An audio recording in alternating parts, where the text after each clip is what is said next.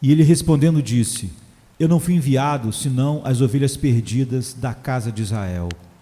Então chegou ela e adorou, dizendo: Senhor, socorre-me. Mateus 14, 24 e 25. Vocês que conhecem o coração amoroso do nosso Senhor Jesus estão bem certos de que ele jamais desencorajaria uma alma a se aproximar dele. Porém, neste caso, ele não lhe respondeu palavra. Mateus 15, 23. Jesus é mudo quando a miséria roga uma palavra a ele. O amigo do homem é geralmente toda atração, todo encorajamento, extraído e bem-vindo. Ainda assim, a impaciente mulher chora em vão para ele, pela sua filha endemoniada. Nós não estamos inquietos sobre isso. Nós conhecemos muito bem o nosso Senhor para suspeitar que ele tenha falta de amor. Ele não está brincando com o pássaro ferido. Ele não está de nenhuma forma amargurado. Ele não iria sequer aparentar desencorajar qualquer coração que bate em um peito humano, a não ser que haja uma grande necessidade para isso, algum fim gracioso a ser servido. Ninguém vai ter a imprudência de acusar o nosso Senhor divino de dureza injustificada para com a alma que procura a sua ajuda. O mundo pode suspeitar de que alguns dos seus ministros foram duros e frios, como os púlpitos de mármore que, nestes tempos de frio, têm sido exaltado entre as pessoas. Eles podem pensar sobre alguns de nós mais com desconfiança do que com afeto, pois não são alguns de nós como grandes criaturas de pedra, quase sem sentimento e difíceis de ter uma aproximação. As pessoas podem suspeitar de que nós somos escassos de afeição ou que nós temos falta de seriedade. Eles podem até sugerir que nós somos grandes defensores da ortodoxia ou que nós somos tão desconfiados de nossos companheiros que nós naturalmente adoramos testá-los com palavras ásperas e com proibições, a fim de mantê-los a pelo menos uma milha de distância. Eu sei que eles pensam que nós somos pobres pais, mais preparados com a haste do que com nossas simpatias vivas. E para isso, eles têm muita justificação. Eu gostaria que não fosse assim. Você pode supor coisas duras sobre nós, que somos seus servos. A suposição pode até ser verdadeira ou pode ser difamatória, mas você não pode supor nada do tipo a respeito do Senhor Jesus Cristo. Ele é tão evidentemente amável, gracioso e cordial que você não poderia ter o coração para suspeitar dele. Se Jesus já recebeu você, você teve, neste caso, uma prova inquestionável da sua ternura, e você é e será doravante confiante em sua compaixão. Você tem certeza de que ele não esmagará a cana quebrada, nem apagará o pavio que fumega, como está em Mateus 12, versículo 20. Pois ele não esmagou nem apagou você. No entanto, ele desencorajou esta mulher. Não só os discípulos o fizeram, como também o Mestre o fez. Portanto, eu digo que deveria haver uma necessidade secreta para tal feito. Deve ter havido um motivo para o bem dela que moveu o brando Senhor a respondê-la com palavras tão duras e um discurso tão desanimador. Eu creio que nós, queridos amigos, humildes imitadores do Senhor Jesus Cristo, somos compelidos a encorajar todos em quem há alguma esperança. Sempre que vemos uma alma errante voltando seu rosto para casa, devemos estar prontos para dar uma mão, para dirigir os seus passos cambaleantes. Ainda se imitamos o nosso Senhor, nós seremos guiados a dizer coisas dolorosas, as quais, como as sinceras feridas de um amigo, são tão afiadas quanto são salutares. Os lábios de amor nem sempre derramam mel. A bajulação encanta com os seus períodos doces, mas uma sábia afeição muitas vezes usa tons mais duros e cortantes. Há uma tendência em certas pessoas boazinhas demais para confortar demais e deixar para trás algumas verdades importantes de Deus, pois tem medo que elas sejam mal entendidas. Doutrinas gloriosas que deixaram nossos pais fortes são deixadas às sombras por medo de que elas se tornem pedras no caminho das mentes perturbadas. Estamos chegando a ser um pouco exagerados com o evangelho preparado para crianças apenas. Estão colocando a farinha por tantas peneiras que não haverá um pingo de material restante nela. Se fosse sempre sábio confortar e encorajar, o mestre seguiria esta linha das coisas. Mas desde que ele não fez, eu suponho, e acho que ninguém se atreverá a me contradizer, que os homens requerem algo mais além de encorajamento. Nós não lemos que toda a Escritura é inspirada por Deus e útil para o ensino, para a repreensão, para a correção, para a educação na justiça, a fim de que o homem de Deus seja perfeito e perfeitamente habilitado para toda boa obra, como está em 2 Timóteo 3:16 e 17. Existem verdades que não podem ser deixadas para trás, porque elas podem não encorajar, pois o uso delas é para repreender e corrigir. Existem verdades que em certas ocasiões devem ser ditas, ainda que o efeito temporário possa diminuir o ardor ou entorpecer a esperança do pecador que está vindo a Cristo. Como nosso mestre, nós devemos sempre ansiar pela salvação dos pecadores, e como ele, devemos fazer isso com sabedoria. Nós devemos exibir grande ternura fraternal com os pecadores e ser muito gentis, assim como um pastor é com os cordeiros. Mas esse muito amor, essa muita ternura vai levar o bem instruído professor a dizer várias coisas que o discípulo preferiria não ouvir. Nosso pastoreio lida não apenas com as pastagens verdes, mas também com o lugar de lavar as ovelhas e de tosar.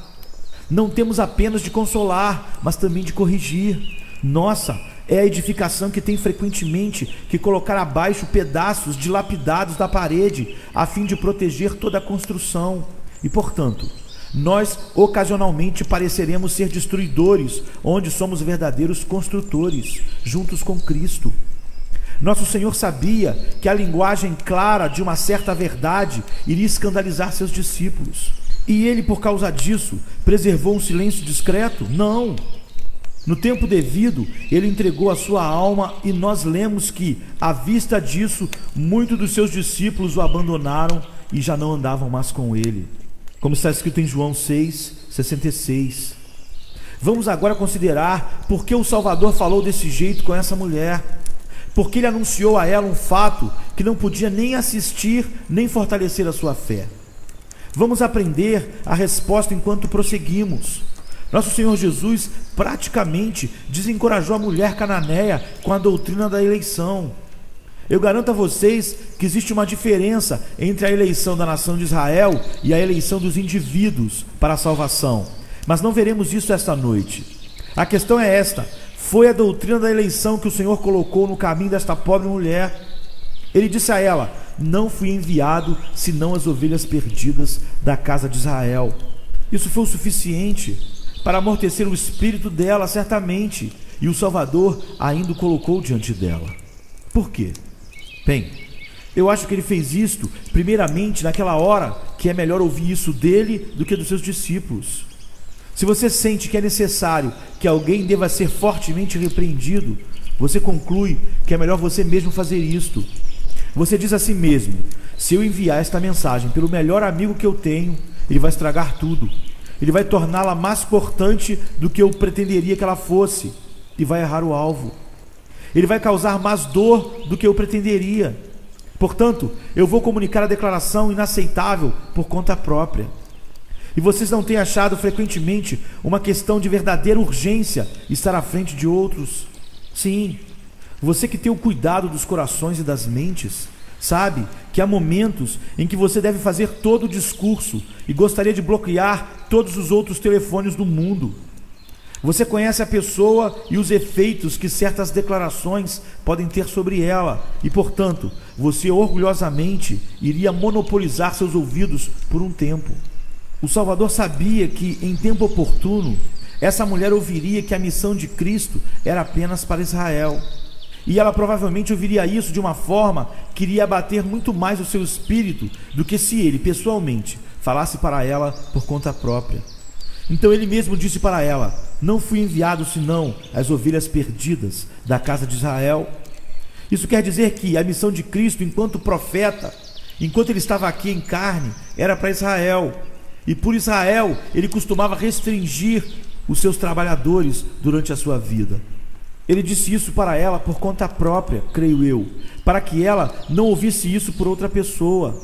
Será sábio para nós, quando encontrarmos pobres almas vindo esperançosamente para Cristo manifestar consideração e prudência e apresentá-las as mais profundas verdades da nossa teologia, porque elas vão ouvir delas de uma forma ou de outra. E é melhor que elas as tenham ouvido primeiramente de cristãos amáveis e de corações brandos do que de espíritos duros, negligentes e sem amor, cujo deleite encontra-se em meros termos e frases. Você não pode manter esses jovens em um conservatório. Por que você iria querer fazer tal coisa? É uma política pobre tentar esconder a verdade de Deus. Há um pouco do ponto de vista jesuítico nisso, porque esta verdade particular deveria estar escondida. Temos vergonha dela? Se sim, é melhor revermos nossa fé, mas em nome da honestidade comum não podemos esconder nada do que acreditamos. Quanto mais luz de Deus, melhor. Quanto mais da verdade de Deus é conhecida, mais certeza de que coisas boas virão dela. Eu louvo a Deus por conhecer as doutrinas da graça desde a minha juventude. Elas têm sido presentes na minha vida adulta, e eu creio que elas serão a glória da minha velhice. Muito longe de sentir vergonha da eleição da graça, ela comanda o entusiasmo de todo o meu ser. Mais uma vez, eu acho que ele trouxe essa verdade à mente dela daquela forma, porque ela provavelmente poderia ouvir isso de uma outra forma, quando ela estivesse em condições piores de recebê-la. Agora, esta mulher estava desesperadamente buscando uma bênção de Deus. Todo o seu coração estava acordado, seu espírito estava em chamas, toda a sua natureza estava ansiosa pela bênção. Se ela podia suportar a repreensão em qualquer hora de sua vida, era naquela. Como você sabe? Você pergunta. Eu sei isso meio que por instinto. A história abre para mim uma janela para a alma dessa mulher. Eu estou persuadido de que o mestre não teria aplicado nada que parecesse com uma verdade de Deus desencorajadora a ela, a menos que ele tivesse percebido que ela estava apta a suportá-la, e talvez, melhor, apta naquele momento do que em qualquer dia futuro. Eu acho que há grande sabedoria em comunicar a verdade para as pessoas na hora adequada. O Senhor não disse, Ele mesmo: tenho ainda muito que vos dizer, mas vós não o podeis suportar agora. João 16:12. Justamente naquele momento, os seus discípulos estavam inaptos para ouvir todas aquelas verdades, e portanto, o oráculo do amor foi silenciado por um tempo. Em outro momento, o Salvador abundou sobre eles, assim como ele fez conosco, toda a sabedoria e prudência. E então, ele tornou conhecido a eles os mistérios da sua vontade, depois de uma completa providência. O Senhor não nos ensina toda a verdade de uma vez, mas de grau em grau, ele nos admite dentro das câmaras do seu tesouro secreto. Você sabe como um cirurgião, depois de operar um olho cego, diz para o seu paciente: sua visão está completamente restaurada, mas durante os próximos dias, eu peço que você fique com o cômodo escuro. Peço a você que receba a luz aos poucos, que você a retenha certamente. Infinita é a sabedoria do Espírito Santo em iluminar gradualmente as almas. O Senhor não deixa de uma só vez o pecador conhecer toda a extensão do seu pecado, nem dá a ele uma completa ideia da punição a esse pecado, e nem dá, penso eu, no começo, todo o conhecimento que ele terá do completo perdão do seu pecado e das inumeráveis alegrias que vêm para os pecadores perdoados através de Jesus Cristo, o Salvador. Aos poucos, assim como alimentamos recém-nascidos, não com carne, mas com leite. Aos poucos, assim como você ensina aos jovens alunos na escola, preceito após preceito, linha após linha, um pouco aqui e um pouco ali. A missão dele para com a casa de Israel foi uma das verdades que o Salvador viu que essa pobre mulher cananeia teria que aprender, e portanto ele comunicou a ela quando ela tinha fé suficiente para combater todo o desencorajamento e obter a bênção pela qual o seu coração ansiava. Essas duas coisas deveriam provar instrutivamente. Agora eu vou lidar com almas que estão de certa forma no caso desta mulher. Eu devo considerar a palavra desencorajadora que veio a elas, a qual é de alguma forma similar àquela que veio à mulher cananeia. E depois eu pedirei a elas que imitem o ato louvável dessa mulher em conexão com o seu desencorajamento, pois embora ela parecesse estar excluída, ela veio a Cristo e o louvou. Antes de concluir, eu gostaria de mencionar algumas considerações úteis a qualquer um que possa estar confuso com esta grande doutrina que eu mencionei agora mesmo. Venha, Santo Confortador, e encha nossos corações com as alegrias celestes nesta alegre hora. Então, primeiramente, a palavra desencorajadora que veio a esta mulher. Ela foi, como eu disse, uma certa forma de doutrina da eleição, a verdade inquestionável que Deus desenvolveu para abençoar as ovelhas de Israel pelos trabalhos e depoimentos pessoais do seu Filho Jesus, e que essas bênçãos não foram, naquela hora, enviadas para o povo de Tiro e de Sidom. A doutrina da eleição foi transformada em grande pesadelo pelos seus oponentes inescrupulosos e seus amigos imprudentes. Eu já li alguns sermões contra esta doutrina, nos quais a primeira coisa que estava evidente era que a pessoa que falava era totalmente ignorante de seu assunto. Um pouco de conhecimento teria feito nosso autor hesitar e deliberar, e, portanto, foi como a armadura de Saul para ele. Ele preferiu prosseguir com a sua loucura. A maneira comum de compor um sermão contra a doutrina da graça é esta: primeiro, exagerar e difamar a doutrina, e depois argumentar contra ela. Se você toma a verdade sublime, assim como ela é encontrada na Bíblia, você não pode dizer muita coisa contra ela. Mas se você coletar um número de expressões bobas vinda de partidários de cabeça quente e as denuncia, sua tarefa será muito mais fácil. Vista a doutrina como um homem e depois a queime. Que trabalho maravilhoso foi feito pelos homens, queimando figuras da sua própria produção. Eu repito, ninguém jamais acreditou na doutrina da eleição como eu tenho ouvido ser expressa por arminianos controversialistas. Eu arrisco-me a dizer que ninguém fora do hospício de Bethlehem Royal jamais acreditou que isso foi imputado a nós. É notável que sejamos tão ávidos em condenar os dogmas imputados a nós tanto quanto os nossos oponentes podem ser, porque eles se dedicaram sinceramente a refutar algo que ninguém defende, porque refutam algo que eles mesmos inventaram. Eles talvez possam se poupar do problema. Nossos amigos abominam a doutrina como ela é exposta por eles.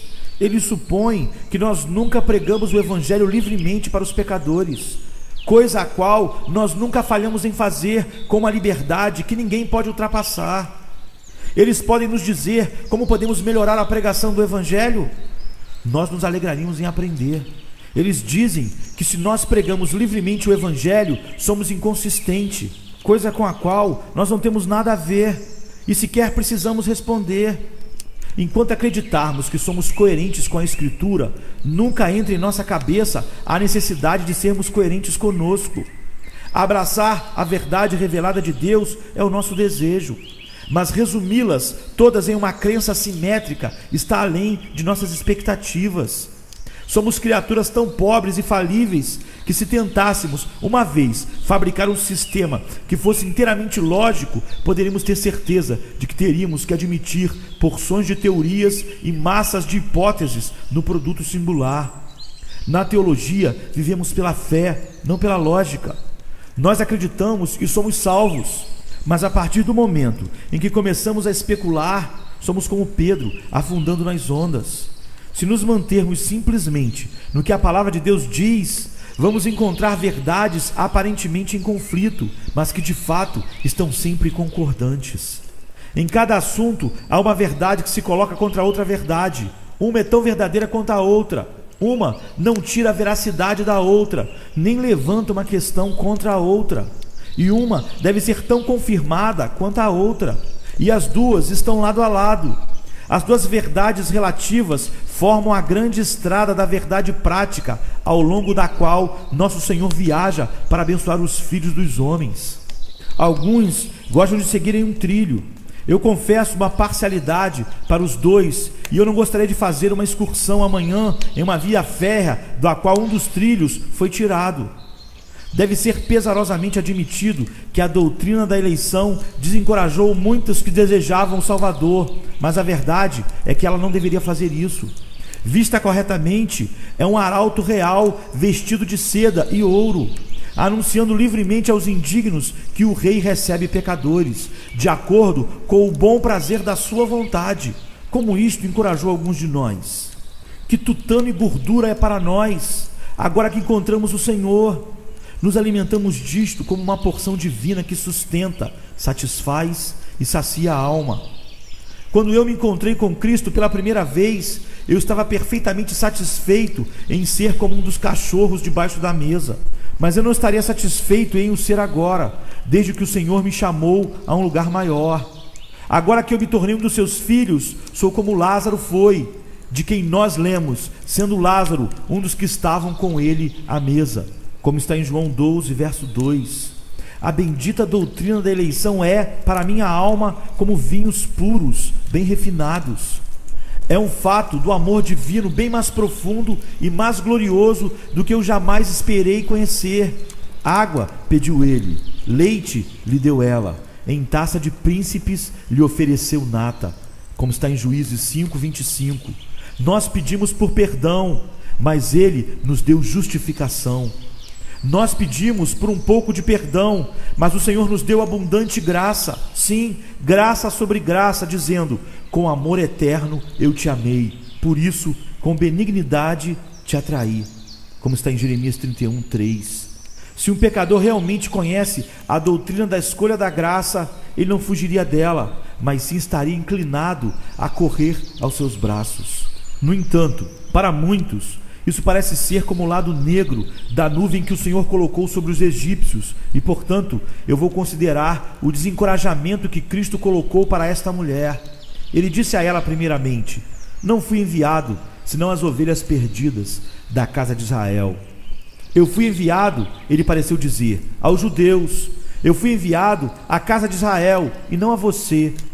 Essa grande verdade de Deus, ela com certeza iria descobrir cedo ou tarde. E se ela tivesse descoberto mais tarde, ela provavelmente temeria que a cura de sua filha seria tirada dela, porque seria recebida em contrariedade com a missão do Messias. Jesus a deixa saber dessa verdade de uma vez, para que não venha preocupá-la depois. Quando ela obteve a cura da sua filha, ela teria sabendo que a cura foi dada de forma aberta e honesta, e não por um erro da pena ou um descuido da caridade.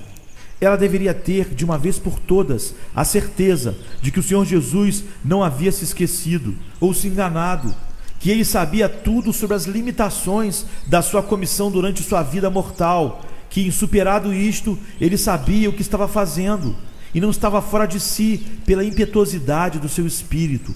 Agora, não há nada como a escolha de Deus. O Senhor tem um povo que é redimido dentre os homens. O Senhor Jesus tem um povo do qual ele falou: eram teus, tu nos confiaste, como está em João 17, 6. Alguns são ordenados à vida eterna e, portanto, acreditam no Senhor Jesus Cristo. Esse fato desencoraja você? Eu não vejo por que deveria. Porque você não deveria estar nesse número. Mas e se eu não for? Alguém pergunta. Por que você não pensa que está? Você não sabe nada sobre isso. Portanto, por que fazer suposições? Deixar de fazer suposições seria algo muito mais sensato do que se fermentar com uma porção mortífera de desespero tirada das inúteis cascas da mera suposição. Eu já tenho o suficiente para suportar fatos, sem me sobrecarregar com conjecturas. O que Deus não revelou, nós não estamos aptos a saber. De fato, pareceria bem melhor que estivéssemos em ignorância, onde Deus não garante nenhuma informação. O Senhor escolheu um povo para ser salvo, e eu fico feliz em pensar que Ele o fez, para que ninguém pudesse provar que eu não posso fazer parte desse número.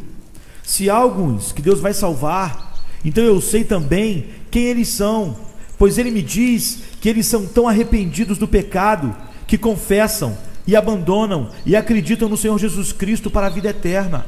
Essas mesmas coisas minha alma desejaria fazer, e quando eu faço, eu sei que faço parte do número dos escolhidos e serei salvo. O que há nisso que possa desencorajar uma alma? No entanto, isso desencoraja alguns. Quando as pessoas estão nas trevas, elas têm medo de qualquer coisa, de tudo, de nada. Tomam-se de grande pavor, onde não há o que temer, como diz o Salmo 53, verso 5. Uma vez que a pessoa entra em um baixo e nervoso estado, a queda de uma folha sugere uma avalanche. A menor sombra de uma nuvem significa a total extinção do dia, e um pouco de chuva é o início da consagração final. Expressão estranha, você diz. No entanto, ela não é tão singular e ultrajante quanto tantas das inferências feitas por um desânimo resoluto. Ai desses problemáticos! Eles sentem que não podem ser salvos porque há um Israel que Deus escolheu para ser salvo. Nosso Deus colocou diante dessa mulher algo pior que o fato positivo da escolha de Israel. Ele declarou o lado negativo da escolha sagrada. Ele disse: não fui enviado senão as ovelhas perdidas da casa de Israel. É muito pouco o que você e eu, que somos ministros do Evangelho, temos que fazer pregando sobre o que Cristo não foi enviado para fazer. Aqui eu temo que mentes não renovadas, armadas com uma lógica impiedosa, tenham pecado gravemente contra o amor de Deus. A verdade de Deus, tratada escrituralmente, é um remédio santo, mas tratada com as maneiras da escola, pode se tornar uma poção mortífera. Pobres corações penitentes, não há nada no decreto divino que tire um de vocês da esperança. Não falei em segredo, nem em lugar algum de trevas da terra. Não disse à descendência de Jacó: buscai-me em vão, como diz Isaías 45:19. Contudo, o Salvador tornou distintamente o lado mais negro da doutrina da mulher e disse: não fui enviado, senão as ovelhas perdidas da casa de Israel. O que foi pior no caso dela foi que ela sabia que essa eleição, como Cristo havia afirmado, a excluía, pois ele disse a ela que ele não foi enviado senão à casa de Israel, e ela bem sabia que não pertencia a essa casa. Ela era uma mulher cananeia, nativa de Tiro e Sidom, e portanto distintamente excluída, e o próprio Jesus disse isso a ela. Isso deve ter feito a frase cair como uma sentença de morte em seus ouvidos. Se os servos dizem algo assim para nós, nós podemos esquecer, mas se o mestre diz: não fui enviado senão as ovelhas perdidas da casa de Israel, então a questão termina em puro desespero. A pobre mulher cananeia poderia muito logicamente terminar as suas súplicas dizendo: o que mais pode ser feito? Eu não posso ir contra a palavra que vem dos lábios do próprio Cristo. No entanto, ela não fez, mas como uma verdadeira heroína, ela pressionou o seu pedido até o alegre fim. Vocês podem ver que a causa dela para o desencorajamento foi bem pior do que a de vocês jamais poderia ser, pois você não sabe que está excluído.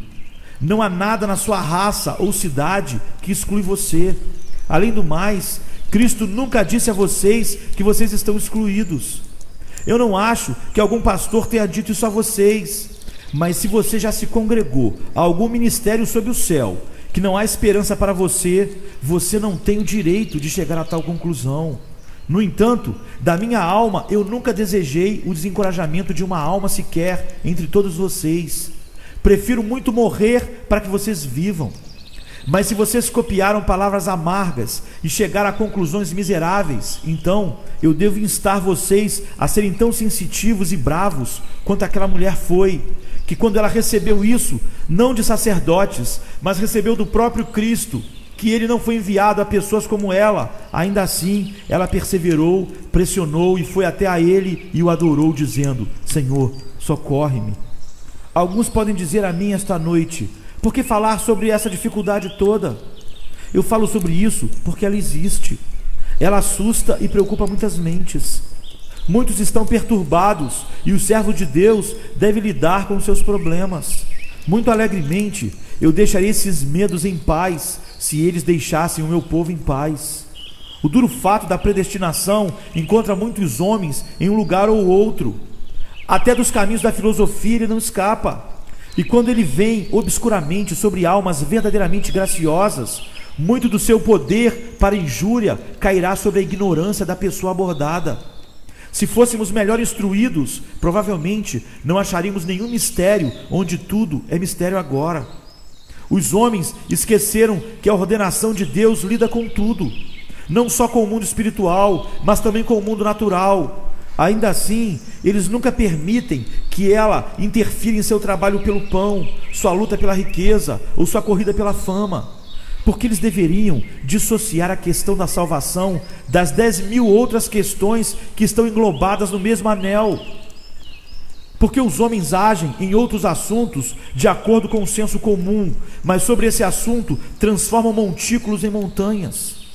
Eles imaginam que a vontade de Deus selecione uma ou duas questões e deixam todas as outras de lado. Eles sonham que ela tira a livre atividade e responsabilidade e transforma homens em máquinas. Eles não conseguem entender que o plano divino que interfere com nenhuma vontade do homem, mas seguramente com a vontade de Deus, nem podem ver como tudo se procede pela livre ação das criaturas, como se não existisse Deus, e ainda assim Deus comanda tudo. Eu espero que este assunto não tenha aborrecido os homens, mas é inútil desejar. Ele aborreceu desde o início e irá aborrecer até o fim. Como não podemos alterar os fatos, temos que lidar com eles. Queridas almas perturbadas, Jesus quer que vocês venham a Ele sem medo. Ele convida vocês a confiar nele. Sim, mais, Ele comanda vocês a acreditarem no nome dEle. Nada que Ele pensou, ou ordenou, ou propôs, ou predestinou tem alguma tendência de dirigi-los contra Ele. O que quer que a predestinação seja ou não seja, algo é certo: Cristo Jesus veio ao mundo para salvar os pecadores. Tudo gira em torno dele e da sua cruz. Venha e não deixe nada te impedir, nem por uma hora. E em segundo lugar, observem o ato louvável dessa mulher. Considerando o que ela fez, nós vamos chegar à parte prática do tema. E eu percebo que ela não tentou em momento algum negar o que Jesus havia dito. Ele disse: não fui enviado senão as ovelhas perdidas da casa de Israel. E ela não respondeu: Senhor, isso não é verdade. Ela não questionou nada do que Jesus afirmou. Isso seria grossa presunção da parte dela. Ela não deu evasivas, ou objetou, ou levantou oposição. Ela aceitou o que Jesus disse, sem nenhum argumento. Ela não tentou dizer que era injusto que Cristo viesse apenas para a casa de Israel. Ela não afirmou, como alguns vergonhosamente fizeram, que Deus deveria lidar com um tanto quanto com o outro. Caso contrário, Ele estaria fazendo acepção de pessoas. Todo esse tipo de coisas que temos ouvido tão frequentemente estava longe da mente dela. Ela foi silenciosa e submissa à fala do Salvador. Ela sequer argumentou que certamente, em sua instância solitária, poderia quebrar as regras. Ela não argumentou contra nada. Ela deixou a verdade de Deus, que para ela foi negra, em acordo com aquele cujo nome é luz. Ela vê a nuvem negra, mas a atravessa, sentindo que não pode ser nada além de uma nuvem. Então ela vem aos pés do Salvador e chora: Senhor, socorre-me. Eu não entendo isto. Eu estou totalmente em uma névoa, em uma confusão. Senhor, ajuda-me. Senhor, eu não peço para entender, mas eu choro por ajuda. Permita-me acreditar e receber a bênção. Deixe a escura verdade dizer o que eu posso.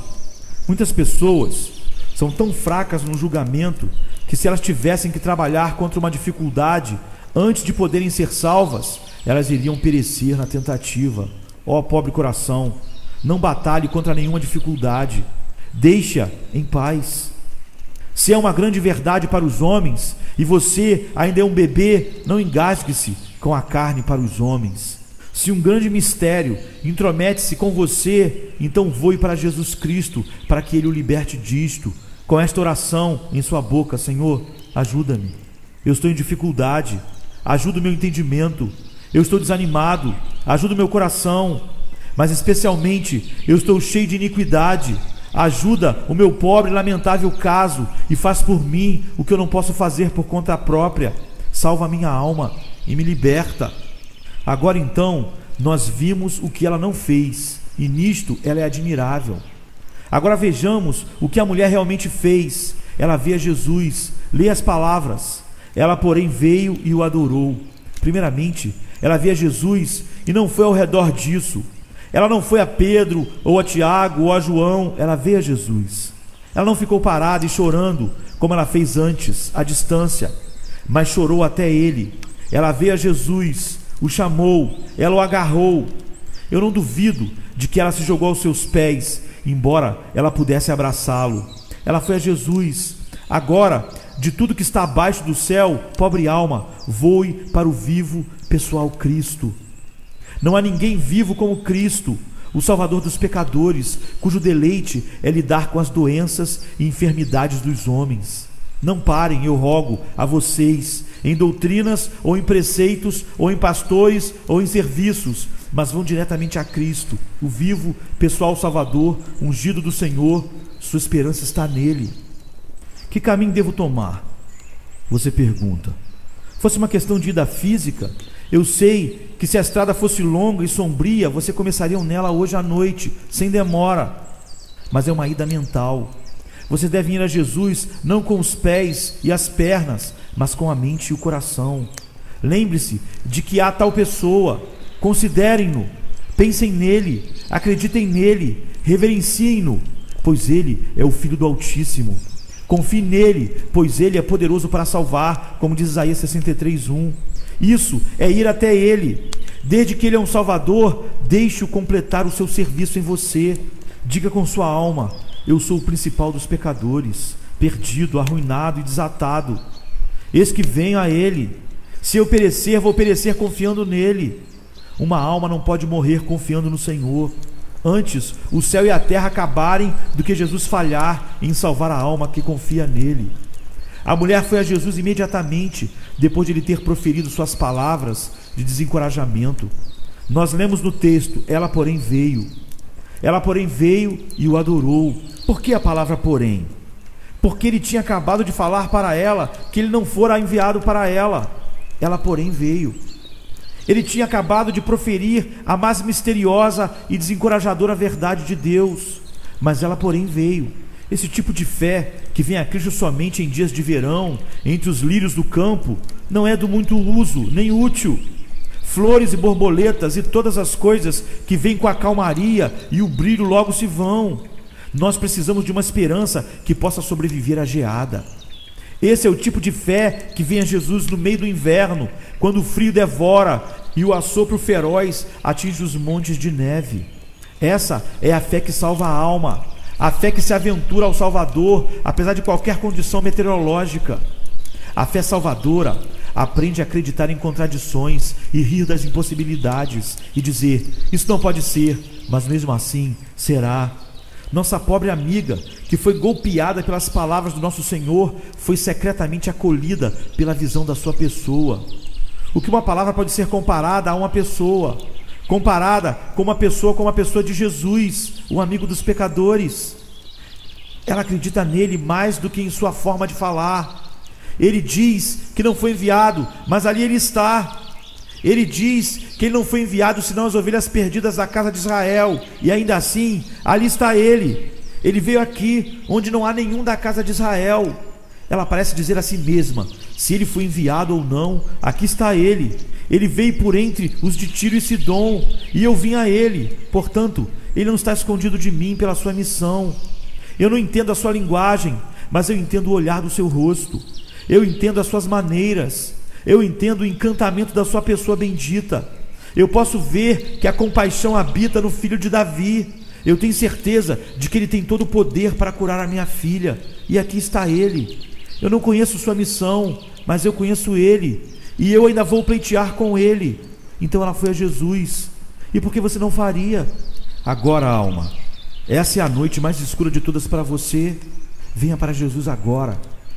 Você tem certeza de que o seu caso é sem esperança? Certeza de que sua condenação está selada? Você escreveu o seu próprio atestado de morte? Você fez uma aliança com a morte e uma aliança com o inferno? Você tem certeza de que será condenada antes do amanhecer? Então venha para Jesus Cristo agora. Ela, porém, veio. Essa é a questão. Vir para Cristo quando ele tem uma espada desembainhada na mão, como John Bunyan diz. Vir para Cristo quando ele franze as sobrancelhas. Vir para Cristo quando tudo diz volte. Ela, porém, veio. Mulher brava, pela sua graça eu irei fazer o mesmo. Mas agora, percebam como ela veio. Ela, porém, veio e o adorou. Meu coração se regozija grandemente. Eu queria poder imaginar esta cena. Ela não parou para resolver a questão difícil que ele colocou a ela. ela olhou para ele e foi até ele, e quando ela ficou perto dele, ela fez a melhor coisa que podia: ela o adorou. Ela inclinou a sua face diante dele, e quando ela olhou para cima, foi com um olhar de temor reverente e confidência infantil. Bendito seja o seu nome. Se não podemos entendê-lo, podemos adorá-lo. Agora, você tem pensado sobre si mesmo, e quanto mais você faz isso, mais você vai sentir desalento e desespero. Nenhum conforto virá a você por essa estrada. Se eu fosse você, eu desistiria dessa tarefa e começaria a pensar sobre Jesus, o Filho de Deus, o Salvador dos homens. Mas eu sou um pecador, sim, e Ele é um grande Salvador. Senhor, eu estou tão negro de maldade, mas Ele é capaz de nos tornar mais alvos do que a neve. Ai de mim, eu mereço grandemente esta maldição, sim, mas Ele fez-se maldição por nós, porque está escrito: maldito todo aquele que for pendurado no madeiro, como está em Gálatas 3,13. Pela morte, o Senhor tirou essa maldição. Veja Ele na cruz, tirando o pecado humano, e veja se você não consegue imitar o exemplo da mulher. Ela, porém, veio e o adorou. Agora, tentem, pobres espíritos temerosos, tentem e adorem. Esta é uma reverência que um coração humilde pode fazer em estilo aceitável. Um coração convencido fará qualquer coisa antes de adorar. O orgulho, o ego e a rebelião não podem adorar, mas corações humildes são felizes nesse ato. Que você possa se curvar comigo diante do Cordeiro de Deus. O adore agora. Bendito Filho de Deus, bendito Filho de Deus, tu te tornaste homem para os homens e morreste no lugar dos pecadores. O teu amor, teu maravilhoso amor, e tu foste para a glória agora. Tu te assentas à destra de Deus, e ali eu te adoro como meu Senhor e meu Deus. Se eu não te chamo de meu Salvador, ainda assim tu serás o meu Deus. Se eu não me regozijar em ti, pelo menos irei te adorar. Isto é fala santa, tem um perfume que o Senhor adora.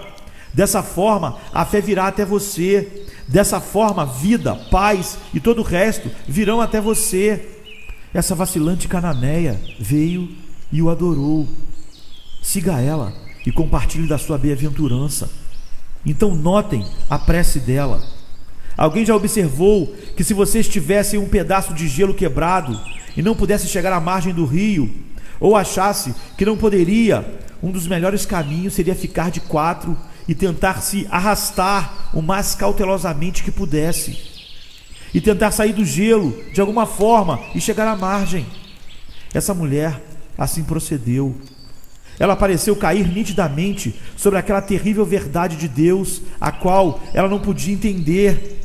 Ela adora, venera e reverencia aquele que falou isso, e assim ela espalha a sua fraqueza em todos os possíveis lugares de descanso, e vem seguramente para a praia. Senhor, ela diz, socorre-me.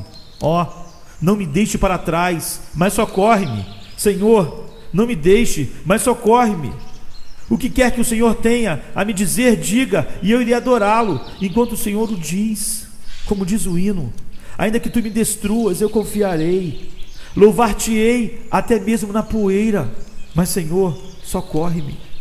Meu querido ouvinte, faça isso. E faça agora. Nenhuma doutrina irá perturbá-lo mais. Você irá amá-las. Eu tenho certeza de que não irá mais perturbá-lo. Pelo contrário, você vai se perguntar por que você já se deixou perturbar algum dia. Você irá amar as doutrinas da graça.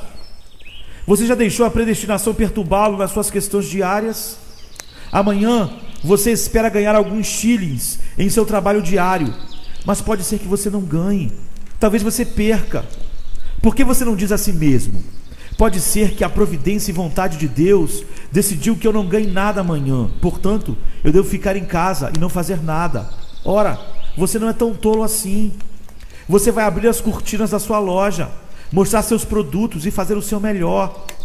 Ou você vai sair para o seu serviço e buscar o seu salário de costume. Deixe a providência e a vontade de Deus fazer o que ela tem de fazer. Sua tarefa é fazer o que você pode. Assim é com a pobre alma sedenta. O trabalho dessa alma é deixar o Senhor fazer o que Ele quer, mas enquanto isso chorar: Senhor, socorre-me. Totalmente submissa, mas adorando de coração. Deite-se aos seus pés, Deite-se aos pés de Jesus e acredita que esse Salvador divino irá salvar toda a alma que se apoiar nele. Esse é o caminho da sabedoria. Siga ele. Deus te ajuda a fazer isso e a fazer de uma vez por todas. Eu não acho que preciso dizer mais alguma coisa para confortar vocês, pois isso já deve ter sido suficiente, se o Senhor inclinar o seu coração a buscar a sua face de uma vez. Lembrem-se disso, que nunca houve uma alma que foi até Cristo e ele a abandonou. Lembre-se novamente que nunca poderá haver tal alma, pois ele disse: aquele que vem até a mim, de maneira nenhuma lançarei fora. Lembre-se de novo que toda alma que já veio até Cristo foi porque o Pai o chamou e o trouxe, e que toda alma que chegou descobriu depois que havia uma eleição da graça que o englobava, que o incluía, e que ele estava nela. Até essa pobre mulher chegou a ser uma das que Cristo foi enviado para abençoar, embora com uma questão geral de fato na sua vida, ele veio para a descendência de Israel, assim como os profetas vieram para Israel. Mesmo assim, sempre apareceu uma exceção a respeito dos profetas, e portanto, não há nenhum espanto que pudesse haver exceções no caso do seu Senhor, como naquela mulher. Muitas viúvas estavam em Israel nos dias de Elias, mas para nenhuma delas foi enviado o profeta, salvo uma mulher de Sarepta, que pertencia à cidade de onde essa mulher da história veio. Muitos leprosos estavam em Israel nos dias de Eliseu, mas nenhum deles foi salvo, a não ser Naamã, o sírio. Naamã não pertencia à raça favorecida, era um estrangeiro de muito longe, e ainda assim ele recebeu a bênção da cura do Senhor Deus de Israel. A eleição de Deus parecia excluir tudo, menos os filhos de Israel, mas apenas parecia. Sempre havia alguns estrangeiros na linha dos escolhidos. E essa forma particular de eleição, que consistiu no ministério pessoal do nosso Senhor, sendo apenas para os judeus, não causou a exclusão dessa pobre mulher. Para ela, Jesus Cristo havia manifestadamente vindo à linha dos escolhidos, pois ali estava ele estava fora da sua própria fronteira, ele veio até ela. Agora, neste momento, qualquer coisa que você pense sobre esta ou aquela doutrina, Jesus Cristo veio até você e você está ouvindo. Eu tenho pregado a você a sua verdade e você a tem ouvido, sim. E vocês têm sentido algo do seu poder. Entreguem-se a ela, eu peço a vocês. Se vocês se entregarem a ela e forem até ele e confiarem nele, então regozijem-se, pois as linhas do amor eterno e eletivo de Deus te alcançaram. Você é dele, ele te escolheu. Você não poderia, nem iria chegar a ele em oração e simples fé, se assim não tivesse de ser. Sua vinda a ele prova que o seu amor eterno chegou a você. Vá para casa, ó mulher de espírito triste, e não fique mais triste. Que o Senhor abençoe todos vocês, em nome de Jesus. Amém. Come to me, you weary one,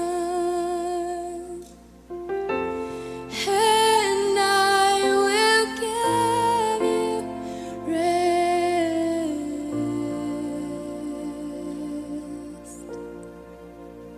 I will give you rest.